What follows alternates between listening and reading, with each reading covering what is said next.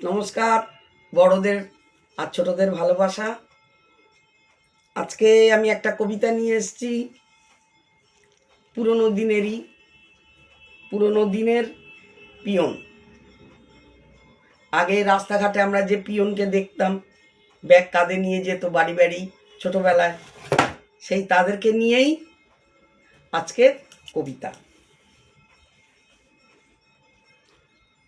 পুরনো দিনের অনেক কথাই যাচ্ছি আমরা ভুলে, তাই তো সেসব লেখার জন্য কলম নিয়েছি তুলে। ব্যাগ কাঁধে নিয়ে পিয়ন সবার চিঠি দিত বেরিয়ে।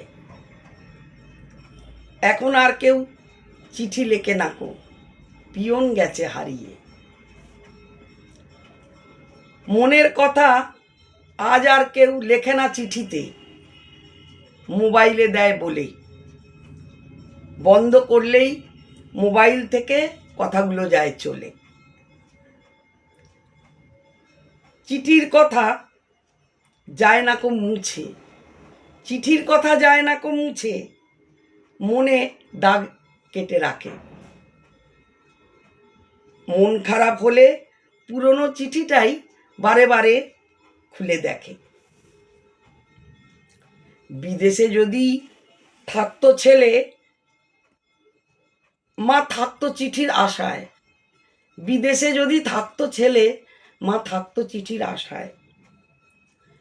কখন পিয়ন আসবে বাড়িতে, কি কাতর সে চোখের ভাষায়।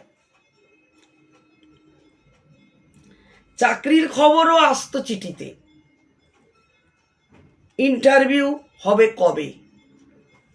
পিয়ন দেখলেই যুবক ছেলেরা তার কাছে ছুটে যাবে।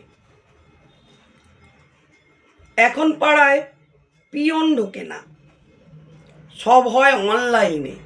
এখন পাড়ায় পিয়ন ঢোকে না, সব হয় অনলাইনে।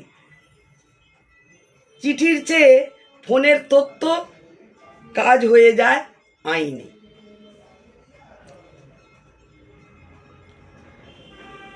এখন পিয়ন মানে যারা অফিসে গিয়ে ছোটোখাটো কাজ করে। এখন পিয়ন মানে অফিসে গিয়ে যারা ছোটোখাটো কাজ করে। আগের পিয়নকে ভুলে গেছে সবাই, যারা খুশি মিলত ঘরে ঘরে। এইটুকুই। তা পিয়নদের আমরা আজকে আর মনে রাখিনি, ভুলে গেছি, কেন মোবাইলের যুগ। কিন্তু একটা এমন দিন ছিল, আমরাও ছোটোবেলায় দেখেছি, পিয়ন আসলে সবাই, কোনো পিয়ন হয়তো সাইকেলে করেও আসতো, বেশিরভাগ হেঁটে হেঁটেই আসতো। কাঁধে একটা ব্যাগ নিয়ে, হাতে কতগুলো চিঠিপত্র থাকতো। সবাই পিছনে পিছনে চাই, আমার চিঠি আছে।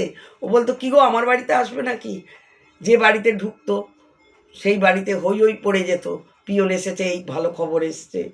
হ্যাঁ, কিন্তু এখন ফোন হয়ে সেই চিঠির খবরগুলো আর আসে না, এখন ফোনেই খবর আসে। কিন্তু সেই চিঠির যে আনন্দটা, সেই আনন্দটা এখন আর কারোর মুখে দেখা যায় না। এখন পিয়ন কিছু কিছু আসে, মাঝে সাঝে দেখা যায়, যারা হয়তো দু একটা রেজিস্ট্রি চিঠি বা অন্য কোনো দরকারি জিনিস নিয়ে আসে। কিন্তু আগের সেই পিয়ন আর নেই। এরা সই করানোর জন্যে হয়তো আসে, কোনো বড় ডকুমেন্টস যেটা হয়তো এই সই করতেই হবে বাড়িতে, সেই রকম আসে। কিন্তু পিয়ন বলতে যেটা আমরা বুঝি, সেই পিয়ন কিন্তু এখন চলে গেছে, পিয়ন আর নেই।